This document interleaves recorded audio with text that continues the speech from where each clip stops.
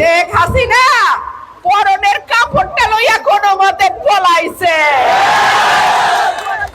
লোকে তার একটা কাপড় লইতে পারে নাই। ভারতের সরকার তারে কিছু কাপড় চোপড় দিছে, এক কাপড়ে থাকন লাগতো। আল্লাহর বিচার বড় কঠিন বিচার, আল্লাহর বিচার বড় ভয়ঙ্কর বিচার। আমাদের লাখ লাখ ভাইয়ের উপরে যে নির্যাতন 15 বছরে হয়েছে, আল্লাহ সাক্ষী, আজকে তাকায়া দেখেন কোথায় শেখ পরিবার, কোথায় হাসিনা, কোথায় রেহানা, কোথায় তাপস, কেউ না। মন্ত্রীরা লাশের হিসাব নেয়, মন্ত্রীরা গুম করার নির্দেশ দেয়, মন্ত্রীরা খুন করার নির্দেশ দেয়। আমার বোনের কাছ থেকে আমার ভাইকে তুলে নিয়ে যায়, আমার ভাইয়ের কাছ থেকে আমার বাবাকে, আমার চাচাকে তারা গুম করে। এখন আদালতেও যাইতে পারে না, মাইনসে পচা ডিম আর কি জুতা লইয়া রেডি থাকে।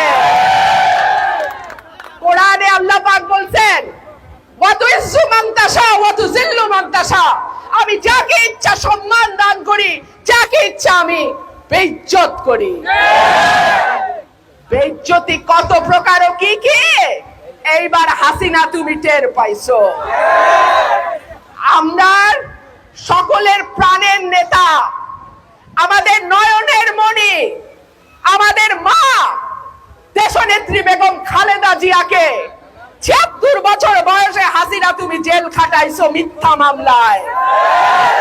আমাদের মাকে তুমি বাড়ি ছাড়া করছো, ঠিকানা ছাড়া করছো হাসিনা। বাংলাদেশের মাটিতে তোমার আর জায়গা হবে না।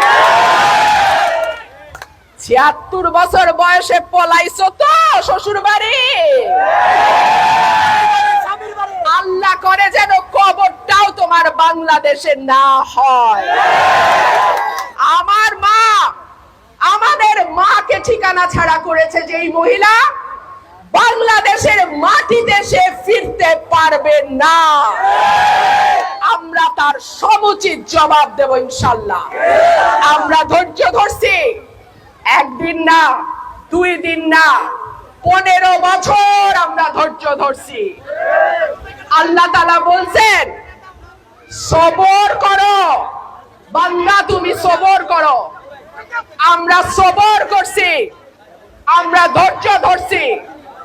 ইনশাআল্লাহ আপনাদের ভোটে, জনগণের ভোটে ধানের শীষ আগামীতে রাষ্ট্র ক্ষমতায় যাবে ইনশাআল্লাহ।